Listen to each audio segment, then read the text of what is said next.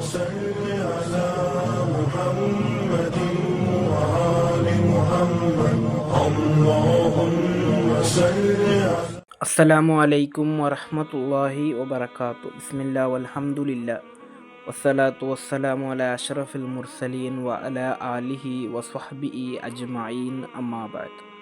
ಈ ಮೂರು ಸಂಗತಿಗಳು ನಿಮ್ಮಲ್ಲಿದ್ದರೆ ನೀವು ಭಾಗ್ಯವಂತರು. ಕಾರಣ ನೀವು ವಿಜಯಿಗಳಾಗಿರ್ತೀರ.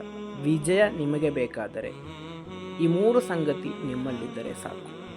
ಇಮಾಮ್ ತುರ್ಮುದಿ ರಲಿಯಲ್ಲಾಹು ಅನ್ಹು ರವರು ವರದಿ ಮಾಡಿದಂತಹ ಹದೀಸ್, ಅಬ್ದುಲ್ಲಾ ಇಬ್ನ್ ಅಮ್ರ್ ರಲಿಯಲ್ಲಾಹು ಅನ್ಹು ರವರಿಂದ ನಿವೇದನೆ, ಅನ್ನ ರಸೂಲಲ್ಲಾಹಿ ಸ್ವಲ್ಲಲ್ಲಾಹು ಅಲೈಹಿ ವಸಲ್ಲಮ ಕಾಲ, ಖಂಡಿತವಾಗಿಯೂ ಪ್ರವಾದಿ ಸ್ವಲ್ಲಲ್ಲಾಹು ಅಲೈಹಿ ವಸಲ್ಲಮರು ಹೇಳುತ್ತಾರೆ, ಖದ್ ಅಫ್ಲಹ ಮನ್ ಅಸ್ಲಮ, ಖಂಡಿತವಾಗಿಯೂ ವಿಶ್ವಾಸಿಯಾದಂತಹ ಓರ್ವ ವ್ಯಕ್ತಿ ವಿಜಯಿಯಾಗಿರುತ್ತಾನೆ.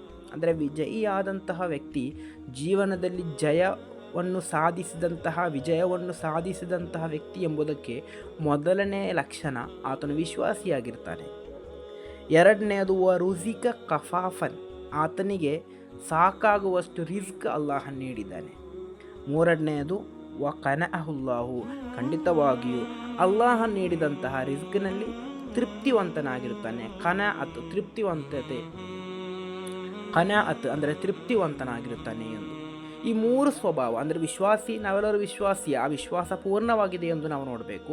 ಅದೇ ರೀತಿ ವಿಶ್ವಾಸದೊಂದಿಗೆ ಅಲ್ಲಾಹ ನಮಗೆ ನೀಡಿದಂತಹ ರಿಸ್ಕ್, ಅದರಲ್ಲಿ ನಮಗೆ ಸಾಕಾಗುವಷ್ಟು ರಿಸ್ಕನ್ನು ಅಲ್ಲಾಹ ನೀಡಿದ್ದಾನೆ. ಯಾರ ಮುಂದೆಯೂ ಕೈ ಚಾಚುವಂತಹ ಒಂದು ಅವಸ್ಥೆ ಅಲ್ಲಾಹ ನಮಗೆ ನೀಡಲಿಲ್ಲ. ಅದೇ ರೀತಿ ಮೂರನೆಯದ್ದು ಆ ನೀಡಿದಂತಹ ರಿಸ್ಕ್, ಅದೇ ರೀತಿ ಆ ನೀಡಿದಂತಹ ಅಲ್ಲಾಹನ ನಿಅಮತುಗಳಲ್ಲಿ ನಾವೆಲ್ಲರೂ ಕೂಡ ತೃಪ್ತಿವಂತರಾಗಿದ್ದರೆ ಖಂಡಿತವಾಗಿಯೂ ಈ ಇಹಲೋಕದಲ್ಲೂ ಪರಲೋಕದಲ್ಲೂ ನಾವು ವಿಜಯಿಗಳಾಗಿರ್ತೇವೆ. ಈ ಮೂರು ಸ್ವಭಾವ ನಮ್ಮಲ್ಲಿದೆ ಎಂದು ನಾವು ಪರೀಕ್ಷಿಸೋಣ. ಅಲ್ಲಾಹನ ತೌಫೀಕ್ ನೀಡಿ ಈ ಮೂರು ಸ್ವಭಾವ ನಮಗೆ ನೀಡಿ ಅನುಗ್ರಹಿಸಲಿ. ಅಸ್ಸಲಾಮು ಅಲೈಕುಂ ವರಹಮತುಲ್ಲಾಹಿ ವಬರಕಾತು.